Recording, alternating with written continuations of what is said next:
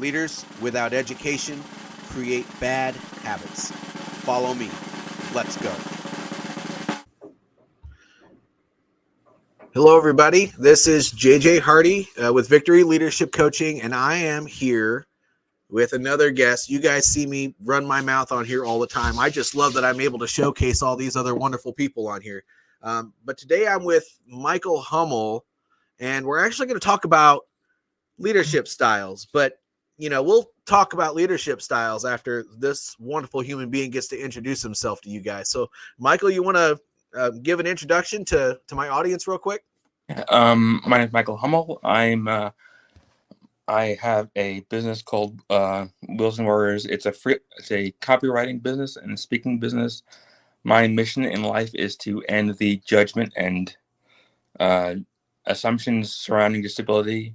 I want to change the way people think about, interact with, and perceive disabled people, and bring disabled and able-bodied people together. And that's what I try to do. That's wonderful. So, what are some ways other than speaking that you advocate for these sort of things, if you don't mind me asking? That's fine. I try to. Education is key. Like you, try to talk about etiquette and what disabled people want or what they need. Oftentimes people will see someone who's disabled, and it's happened to me tons of times. Before I was with my wife, I'd be out alone, and someone would come up to me and start pushing me, like they thought I needed help. And for me, I'm a personal space issue kind of guy. If you don't know me, don't touch me, or at least ask. And also, there's been times when I've stopped my wheelchair because I didn't want them to push me, and then they'll get mad at me for not accepting their help. So those are two things that are usually important as far as disabled people are concerned. And I just talk about education as far as like ramps, accessibility. Oftentimes I'll go to an office space and it won't be accessible, and there'll be things in the way. I'll have to move things, and it won't be really accessible for me. So right away when that happens, it makes me feel like I'm segregated and I'm not wanted there. And it makes me feel just like I want to get out of there, even if I have to be there.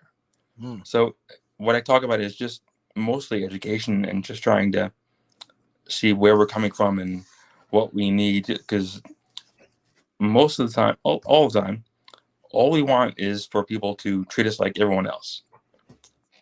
And people don't get that. And because I think they think like, oh, he needs help because he's in a wheelchair or he's on crutches, and that's where they go instead of looking at it from a different angle. So I think education and etiquette are the two biggest things. So that's interesting. So what you're saying is most times, and I know you do a regular live stream on Instagram to talk about these things. And anybody who is watching this on social media, look down below. He's Wheels and Warriors on Instagram with a hashtag between all the words, and Wheels and Warriors on Facebook as well. But I know he does a live stream and he talks about this stuff. So Michael, when you do these live streams, do you interview just other disabled people, or do you also interview both audiences alike to try to get their point of view and bring awareness to it?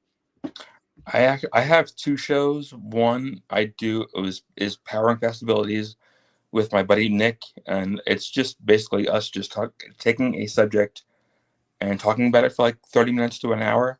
And then I have another show called Empowering Discussions with a Disabled Man, which you've been on, and that one, I don't ever interview a disabled person. Oh. I try to take only able-bodied people, because the way I do it is I have them come on. I have them ask me any questions about disability that they want, and then I do that because I want to educate them and their audience on disability, because oftentimes people won't be given the chance to ask questions, or they will not feel like they should ask questions, so they won't do it. And I honestly 100% believe the more we have conversations and questions about disability and answer questions, the less of that divide we have, or the more education we'll have, and the closer we will be to lessening the judgment and assumptions that we have about disability. So that's the way I do it. I have them ask me questions, and then I ask them questions. Okay. And so if somebody wanted to be a guest on your show, would they just reach out to you at that Instagram handle? Yes, sir. Okay, very good. Well, he's obviously a leader of industry, people. Leaders are visionaries. Leaders are people that they're trying to disrupt something out in either the workforce or in the economy. That they're talking about subjects and trying to make change for things that need to be brought up and need to be changed. And I think it's wonderful that you're doing that. When you think of somebody who is an underserved population, although everybody is trying to help people that have disabilities, you don't really understand, maybe unless you've had surgery or something like that, and for a short amount of time you were stuck in a wheelchair or had to take crutches. You don't really understand the mind of somebody who's disabled. So it's very important to bring these things up. And by the way, they're difficult topics. So I'm Yeah. sure you get some people that probably feel rather uncomfortable on your show. But Yeah, there's been people that struggled to find questions, or felt bad about asking me the questions. And the way I am is just ask me anything. I don't care. Questions. I love questions, mm-hmm. because the more questions you ask of me, it's just making sure that it's just letting me know that you want to know. And that's what I want to do, I want to let people know and educate people, and I will say anything that you want to know. And oftentimes I've met people who are disabled who don't like questions of it. So that's where I differ in my mission and my message. A lot of times people who are disabled think of it as impolite to ask questions. The way I look at it is, as long as you're nice about it, as long as you like, may I ask you questions? After that, go at it. Just have at it. Just do whatever you got to do. People don't know what they don't know. Exactly. Well, let's go ahead and jump right into leadership styles here. So I talked to you a little bit before we started the call, and you had mentioned that you feel like you're a mix between a couple of leadership styles, and I'll go over a list without describing every single one after you're done telling us that. But I think it's interesting the way you describe that. Can you share with the audience here, what you think your leadership style is? I would say I'm a mix between servant and democratic, and a little bit of transformational. I think so. I try to look at it from a way of taking the ego out of it as much as possible. The way I look at it is, you are, yes, I'm the boss. If I'm the boss of a company, or I'm spearheading a project, it's my face, and yes, everything falls downhill onto me. But at the same time, I'm a whatever idea wins is that's the most important thing. The mission is the boss, not me. If your idea is better than mine, awesome. Like I told you, like before, I heard a quote from Ted Nugent like 30 years ago in a music documentary, and he said, well, he had been the boss of most of his music projects, and he was in a band called the Damn Yankees in the early 90s, and he was arguing with them, and he said to them, you have to beat me in the argument. And I took that to heart, because that's the way business should be. if you have to stand up for yourself and stand up for your idea and stand up for what you think the mission needs, and then go at it, and whatever wins. And if right or wrong, and if you're wrong and it goes downhill and blows up, and then so be it. But you have to have fire in your belly, and your ideas, and you have to work hard for what you think the mission needs. I agree with that. Now, I'm obviously a servant leader, Mm-hmm. and because of my military background, I also do a little bit of transactional as well, because even part of the NCO creed is I believe in being fair and impartial, and giving rewards and punishment. So being fair and impartial with everything that I do with my people, which is important. Yeah. I don't believe in punishment necessarily, but sometimes it's warranted when you exhaust the whole coaching and everything else out of it. Uh, Mm-hmm. and so that's important. Some other leadership styles that are out there, and I had to pull up a list because I only really keep 2 or 3 in mind usually when I'm having my discussions. But there's autocratic, and that's your typical micromanager. It's somebody who feels like they need to be in charge and making all of the decisions, which, I don't like that one. yeah, yuck. But that'll if you're in a business where that happens, that'll turn off your workers so fast. Oh, well. Oh, yeah. Oh, yeah. Not only will it turn them off, but you, especially if you have a larger organization, you're going to lose your doggone mind, Yeah. because you're going to go straight to thinking, I do everyone's work for them all the time. Mm-hmm. And my counter statement to that is, yeah, because you chose to. Yeah. Come on. Yeah. And that makes it really, really hard. And then there's democratic, and that's just where decision making is shared, usually between a couple of people. That's not really spread out necessarily in an organization. Laissez-faire, which is literally going in the opposite direction, Yeah. where people just kind of take a step so far back where they are not really participating. They just kind of let their employees run the business, which there are some businesses that would work that way, but my belief is there has to be a certain sense of ownership. So Right. there needs to be some sort of a leadership chain in an organization. Yeah, definitely. Transformational, which you mentioned, and this one is just it's inspirational leadership. It inspires. It's leadership that inspires and motivates their teams to exceed expectations while fostering professional and personal growth.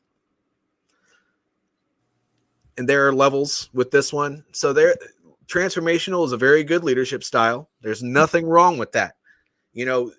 I would say that no matter what leadership style you have, it shouldn't be just stuck on one. So if you study one that you like, well, you're kind of closing yourself off, because if you can just be genuine, be who you are, and keep a mind on the people and not yourself, which is commonly a bigger problem. People have so much ego, as you mentioned, where they just get so involved in wanting to do the right thing all the time. And by the way, it's not because they have to be right. It's because they're afraid of being wrong, usually, that they just take charge. And so that transformational is good. Transactional is also pretty good. That's actually kind of what the military uses.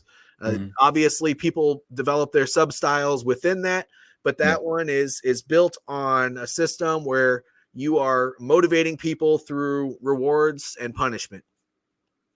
Servant leadership is the one that I like, where you're always keeping other people in mind and you're doing the best thing for others. And I'm going to be honest with you, I think that one's the best, because if you're always looking to make everyone else's lives better around you, whether Mm. it's in your family or in business, you're gonna be looking out for your seniors, your peers, Yeah. and your subordinates.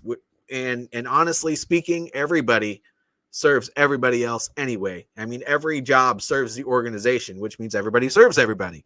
Yeah. So if you look at your employees that work below you as, what am I doing to help them understand what they're supposed to be doing every day, and kind of making them better people in the process, Yeah. and doing the same thing for your peers and your seniors, you're probably going to be looked at as a little bit more than just a good worker. You're Yeah. probably going to be looked at as an authority. I love the servant leader one too. And there's another quote that I'll share with you that I've been saying for years. Please. When everybody helps everybody, everybody wins. I love that, because it's so true. Yeah. The only real loss, and I've always said this, is when somebody gets hurt or discluded. Yeah. Yeah. Now, a question for you: Yes. as far as the reward and punishment sense of style of leadership, do you think that when you get punished, it automatically turns a person off, or what do you think can help mitigate that to like get them closer to like your sense of thinking or what you want to accomplish? That is a good question. So that starts long before that particular punishment takes place. If you're looked at as that person who is constantly trying to take care of others all the time and keeping them in mind above yourself, Mm-hmm. then if and when punishment happens, because it does happen, Yeah. that you can't just show up late for a week in a row and not have anything happen, or miss work more than a certain amount of times per month, or constantly leave early, or whatever the case, or screw up one project after another, even after you've been coached and coached and coached and coached. Yeah. There has to be some recourse. You're not a top performer if you're performing at the bottom. Yeah. So there has to be some recourse there. But if you're a good servant leader, and this is through experience. I wasn't always great at this. This was a skill that had to be developed, because I always cared, but I always modeled after the leaders that I served with before me and tried to do my very best based off of that. But they typically know when there's a punishment coming long before it ever comes out of my mouth. Okay. It's a lot of expectation management. Yeah. So if you have regular conversations about what's going right and what's going wrong, yeah, then when it gets to that point where it's so wrong that you got to smack somebody's wrist, they're going to be like, all right, Michael, I know what you want to talk about. Yeah. There's hints you can make, tones you can use, like to just precursor to what's coming. But it's more than the precursor. It's the making sure that there are steps leading up to that. I believe in teaching, coaching, and mentoring. And if you're exhausting that process with a person and they're not getting any better, you've already probably had the conversation that we've been doing this for a while. If it gets much worse, or if we can't make improvement, then you're going to have a reduction in pay, or unfortunately, we're going to have to determine whether or not this job is right for you anymore, or we're going to have to determine, whether you need to take a lower position or something. And if you constantly have conversations around performance, and you're having conversations around their showing up to work late or leaving early all the time, then when it comes time to put pen to paper and actually have to make an administrative punishment for something, then they know. They knew last week. that you were giving them all the opportunities in the world. Yeah. Because you told them. If you keep your mouth shut on these things, well, that's when you piss people off. Because because it comes out of left field, and you're like, gosh, I am really, really big on expectation management, not only at work but at home, because nobody likes being caught off guard. Yeah. And that's why I believe in performance reviews and regular counseling statements and stuff like that at work, because when you're having regular conversations around whether it's through your day to day or, a monthly or quarterly or whatever you do, then they know where they stand all the time. All the time.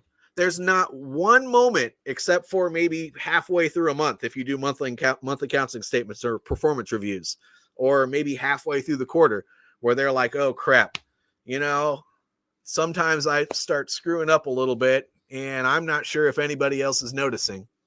Well, if it's near my, I'm smacking my mic around. But typically, it takes more than those regular scheduled times that you talk to people. Yeah. If you're in a business where it's retail, or even if it's a business where you have employees that work online, it doesn't really matter. You have to make it a point to go around the room. And if that's in a physical room, then so be it. You have questions not about work. You have questions about, how are they doing? How's the kid? How are the kids? How's the dog? How's the fish? How's the wife? Whatever. But, after that's all done, you ask a very simple question. What can I do to support you in your role? Yeah. And then you follow it up with, is there anything you're having difficulty with? If they say anything or not, if you know that there's something that they're struggling in, that is a perfect time to bring it up. Yeah. But you always have those conversations. And if it's in a digital room or digital space, then whether it's picking up one of these things and just calling somebody on the phone and doing a daily or biweekly check-in, do it. Or if it's hopping on a quick 15, 20-minute call, do it. It's worth it. If you want to create influence with your people, they have to know you're there and they have to know you care. Yeah. Otherwise, you just lost all credibility, because there's nothing worse when you're working in a company than feeling like you're constantly on an island and not knowing where you stand. Yeah. Yeah, I get that. Whenever I've been in it's just too many chiefs and not enough people on the ground level doing the work. Yeah.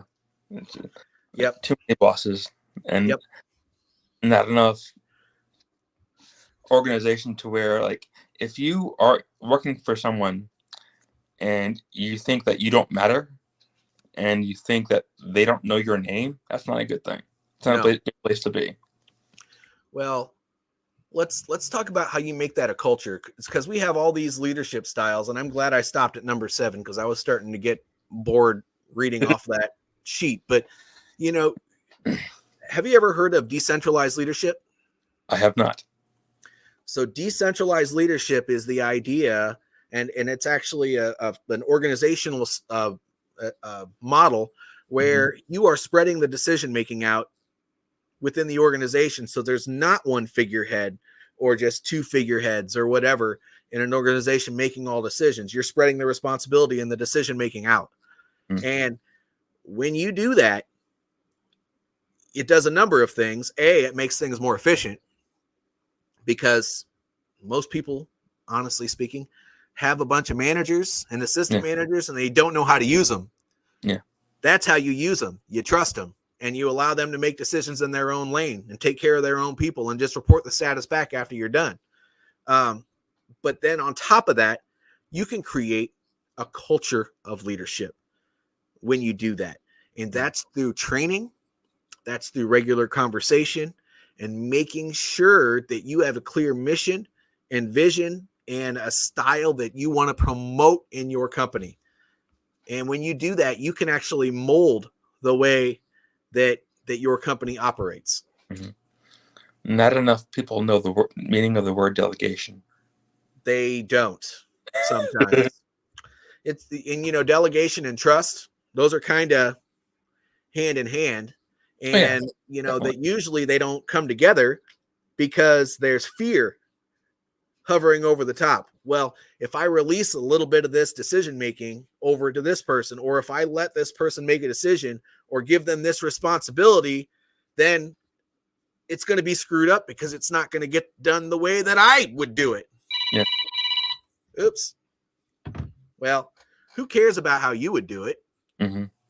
The Yeah. wonderful thing about bringing tons of people together and sharing ideas and collaborating is that everyone has a different point of view and people get stuff done differently. Yeah. Share how you would do it, but you'll see magic happen when you let people execute things their way. Yeah. You can share your mission, what you need. You can share the end goal, but allow people to work in a way that gets them to where they need to be, the way they need to do it. And if Yes. you're not okay with that, let them know, and correct it from there. But at least in the beginning, you have to give people some rope, a little bit at least. Yep. You don't necessarily want them to hang themselves, but some people do it anyway. Yeah. and you could give them no rope and they still hang themselves. I don't really know how that works, but that happens too. Yeah, no, that's a really good point. But when you trust other people, it takes the responsibility off you and it makes them feel empowered. Yes. And when you don't feel empowered, what's the opposite of that? Weak. You feel weak. You feel like you're there, but nobody cares about you and nobody trusts you. Yeah. So why are you there? Yeah. Well, there's another place to work right down the street. Maybe they'll care about me. I'm going to go over there. Yeah. That's what's happening in today's market, to be honest with you. Yeah. You feel weak and alone if you're not empowered and strong. Yep. I always use the pencil conversation. If you have one pencil and you bend it, it's going to snap. I'm not going to break this because I might use this pencil tomorrow. But but if you put two or three of them together, it's really, really hard to even bend it, let alone break it. So that I'm only saying that to say that you're always stronger when you can build a team rather than trying to do everything yourself. Mm-hmm. Yeah. Well, we're coming up on almost 28 minutes here. I want to give you an opportunity here to maybe pass a message on to the audience. Is there anything that you would like to say? Whether it's a plug for your business, maybe an event you have coming up, or just a special message that you might have for a lot of the business owners and HR people in my audience. Okay. I'm my business is I'm a freelance copywriter. I write for mobility aids. That's my specialty.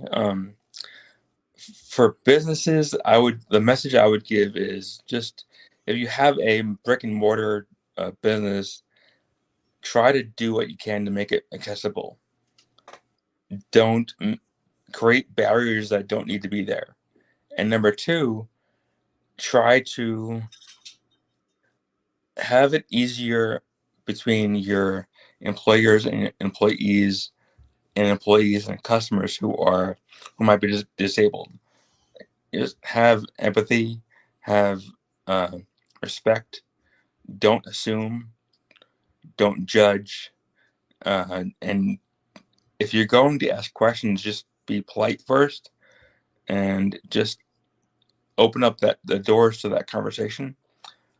But what I try to do is write to make mobility aids more shown to be more available, and let them know what there is available out there, so that we can create a world that is more mobile for people that have issues that make it hard for them to get out and get around and go from point A to point B. So just those are the main things I wanted to talk about. Love it, my And friend. And by the I'm way, Vic is over there talking to us. He says 2 big dogs. He said, "What up, Michael?" I'm Wheels and Warriors on Instagram and Facebook, and I'm also on LinkedIn. And you can also see his information here below. But when I publish this on Spotify and all those other places, you're not necessarily going to see that. So it's at Wheels underscore N underscore Warriors on Instagram. And then if you look up Wheels and Warriors on Facebook, you'll find them there. Yeah. Michael, it's been wonderful having you as a guest. I hope we can do this again sometimes. I'm really interested to see where your business goes. Otherwise, I'm going to say the same thing I say on every single one of these live streams. If you see this on social media, which you will, if you're watching this and got this far, you've already seen it. But like it, subscribe to it, share it, but more importantly, put a comment below and keep the conversation going. There are some good things that we talked about here that need to be talked about more than just with me and Michael here. And if you feel your audience can benefit by having this same sort of conversation, then comment on it and share it with your audience. Thank you, man. Both of our crazy looking mugs can be spread all over the internet for all I care. Let's do it. All right, team. We'll talk to y'all later, and thank you for tuning in. Thank you, man. I appreciate it. Yep.